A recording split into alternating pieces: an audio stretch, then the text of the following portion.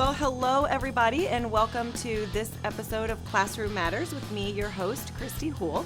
I am sitting down today with Dr. Chris Gaines from the Mehlville School District, and he has been the superintendent there for quite a while. Welcome to the show, Chris. Thank you for being here. Thanks. Good to be here. Yeah, that's awesome. I always say when I have people actually in the studio, it's great because I can interact and look at you and we can talk to each other. So I want to talk about this picture that I'm holding that obviously no one can see but us. But I found this picture, and for all of our listeners, this is a picture of Dr. Gaines running through a couple of lines of students. They look like high schoolers and just high-fiving, and you look happy and they look happy. And this was intriguing to me, and I got this from Call Newspapers, an online article that they had written about you, about the beginning of the school year and what a great job that you were doing. So it looks like you have some good relationships, and just the fact that you were present there really struck me. So how important is it? Talk to me a little bit about what was going on in this picture and how important it is for you to have those relationships with the kids. Well, that was the first day of school out in front of Mehlville High School, and kind of the student council, student leaders like to line up and greet kids. This year was kind of crazy as well. It's funny to watch kids get off the bus and they're like, what did I just walk into? So it's just really exciting to kind of welcome everybody back. So we were just kind of hanging out, and kids were walking in and kind of getting high fives, and so I just kind of joined in the line and kind of did the same and kind of joked around with the kids a little bit that morning. Mm-hmm. How long have you been at Mehlville? This is my 5th year. Okay, so pretty long running there as superintendent contracts go. Yeah, not too bad. I mean, I think nationwide about 6 is the average, and my 2 previous districts I did 7 in both of those. So. And where were your previous districts? I was in Crawford County R1 in Barber, and then Wright City R2. Mm-hmm. Now, how big is Mehlville? We are right at 10,000 kids K-12, and then around another 400 or so that we serve in preschool. Okay. And so I ask you that because that's a big district. That's a lot of kids, 10,000 kids. So how easy or difficult is it as the superintendent, because you have a lot going on, you have a lot on your plate, you have a lot of responsibility, to keep those relationships and to actually be involved with the students? Well, sometimes I joke that if I know a student, it's either because you did something really, really good or really, really bad.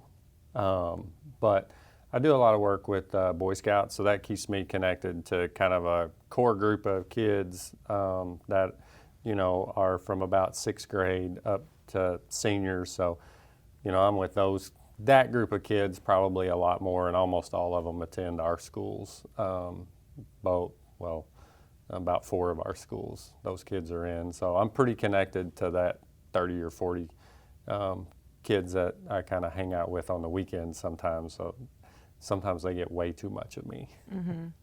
Because a lot of times, as teachers and administrators, unfortunately, because you are so busy, we don't always get to know you very well.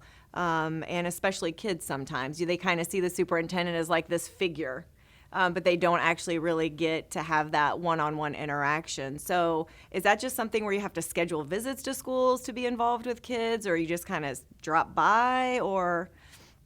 I do a little bit of a mix. So you can kind of get busy, and sometimes if you don't watch out, you end up being in the office just taking care of stuff. So I'll schedule time to be in the buildings. I don't necessarily go, hey, I'm coming to this building at this time, unless there's an invitation. So we've got some things. I've got some stuff later this week that we're going to visit kids on specific projects that they've invited me to, but mostly I just randomly show up and walk buildings and kind of see what's going on. And there are a few classrooms around the district I'll kind of pop my head in a little bit more than some others, and hang out and kind of talk to teachers and kids and kind of see what's kind of going on, but really try not to be disruptive to what's going on in the classroom as well. But then I like to hang out in some of the classes where kids are really doing some fun stuff and see what they're doing. it's always good to go over to the fax class and see what they're cooking. Yeah. You just happen to pop in on a day that they're making something really yummy? Well, you just never know. Like a taste test? Yeah, the last time I was over and stopped in one of the classrooms, they're getting ready, prepping for a grilled cheese competition coming up. So I didn't go judge, but You'll have to let me know when they do that each year, so it's already done. Come out. It's Maybe I'll already hit done. it next year because I'm all down for a good grilled cheese sandwich. But that's got to be one of the challenges of being a superintendent, because I know as an administrator, I went into education because I loved being around kids. I loved the interaction with students and having those relationships with them. And that's something that you sort of have to give up when you sort of climb the ladder, because you're so inundated with other tasks. You're not really having those interactions with kids. And so did you always want to be a superintendent? Like, what was your journey like? Did you just wake up one day when you were 5 and said, I'm going to be a superintendent one day? No, not at all. But when I was a kid, a teenager, our scoutmaster was our superintendent. So I was pretty close to him because we went and did stuff all the time. And one day at school, I was wearing a tie and a jacket for something that was going on outside of school. There were a bunch of us that were dressed up, probably for something for church or something. And his office was in the high school gym. And so I was in the gym kind of at the end of the day, and he came in and he's like, why are you all dressed up today? And I just kind of joked, because I'm going to have your job. Mm-hmm. And so he and I still kind of joke about that. He remembers that. And so it was something I kind of joked about one time when I was a kid, but it was never really on my radar. And then you went through high school and just sort of wanted to go into education? Not really. I was going to go a completely different route, and then kind of probably one of those kids who kind of messed up and started, thought I wanted to go on X path where my strengths were really in Y path, I thought I wanted to do all this kind of political oddball stuff, and my strengths were really math and science. So ended up finally coming back to where my strengths were, and then through my work with Boy Scouts and working at summer camp and teaching kids, just decided to be a math teacher. So I taught math and coached girls basketball and drove a bus full time. Oh, wow. Did all the things you do. You haven't lived until you've driven a bus full time. No, you just do all those things that people have to do in a really small district. So, yeah.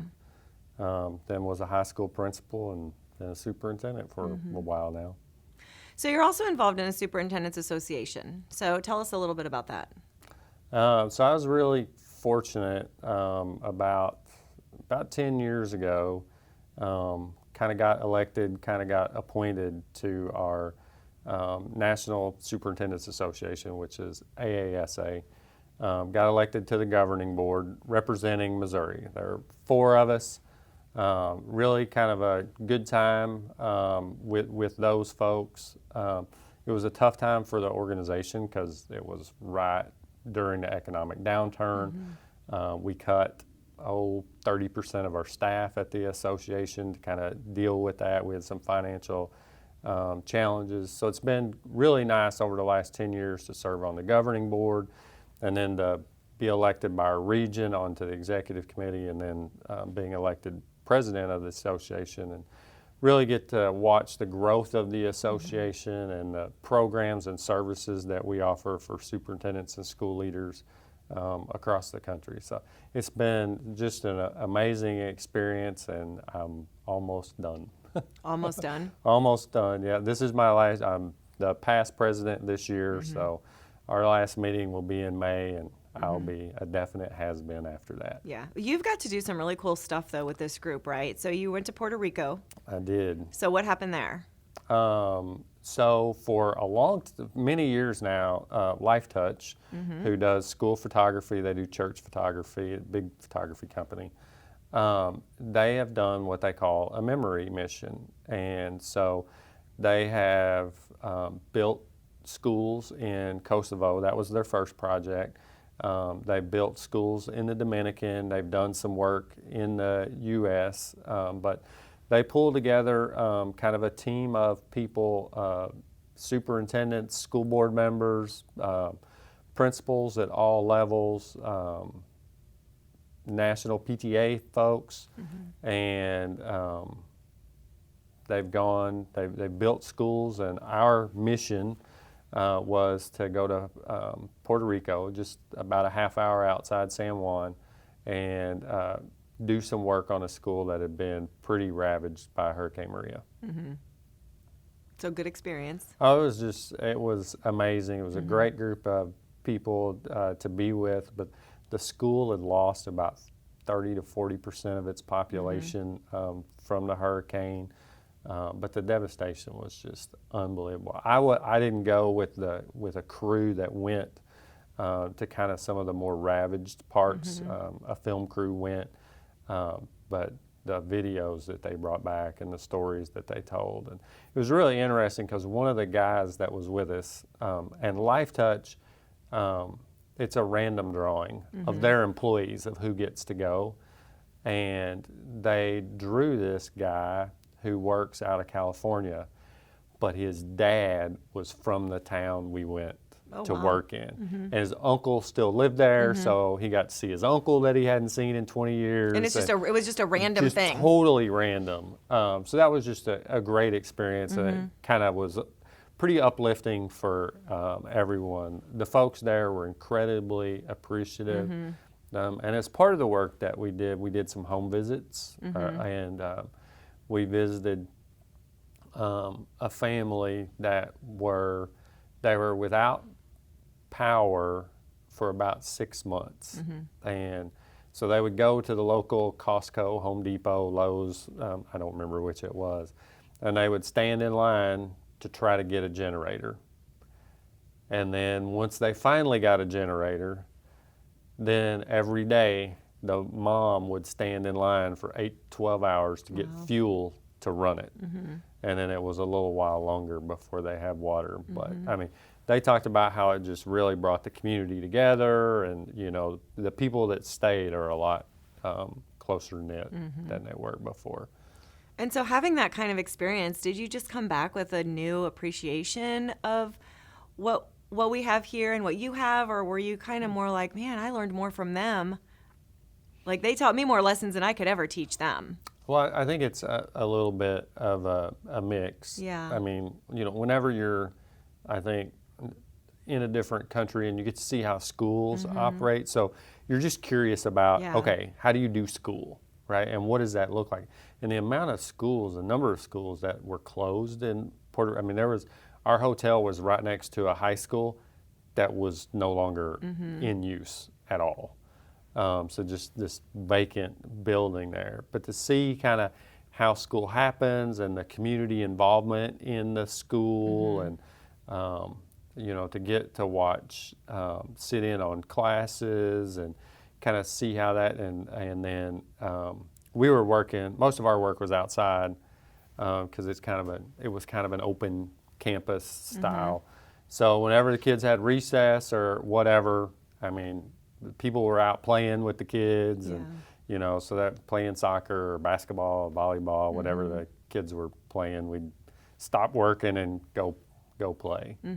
So it was just an amazing experience. You kind of learn what you can live with and what you can live without, and the challenges that they've faced is pretty amazing. And it makes you want to come home, and when your kid complains about not having this or that, you're like, wait a minute, I was just here, and these kids. It really does. But it also, you kind of want to try to figure out, okay, how can our kids go provide some sort of service in something like that. And to be able to sort of experience that for themselves, because our kids, and I don't know about your kids, but I can speak for mine, they sort of live in a little bubble, right, of all these comforts and luxuries, even, things I didn't have as a kid. And so to just be able to have them experience other ways of life. And like you said, you really can truly do without Oh yeah, you can. So many things that Yeah. we've, when the power goes out for like 30 minutes at my house is a traumatic event if my kids are on, the internet. So are you going to go back? You have plans to continue that kind of work, or? It's the way they do it is kind of a once in a lifetime thing. I have looked at how maybe we could put together a group of students and adults to maybe do something similar because actually Lifetouch uses a company to help organize everything, and they do service projects kind of all over the world. But we've been doing some survey work with our parents, our students, and our teachers, kind of trying to find out what they believe the future of education might hold, and what are the things that really are of considerable value over a person's lifetime. And so we're seeing a lot of stuff around experiential education and stuff. So we're trying to expand some of that. So we're offering a new opportunity for some of our middle school kids next summer to go to Teton Science Camp, and we're booked up already with that. And we're doing some other things too. So trying to expand some of those. People, you can't do everything. Right. So let's try to do a couple of things really, really well.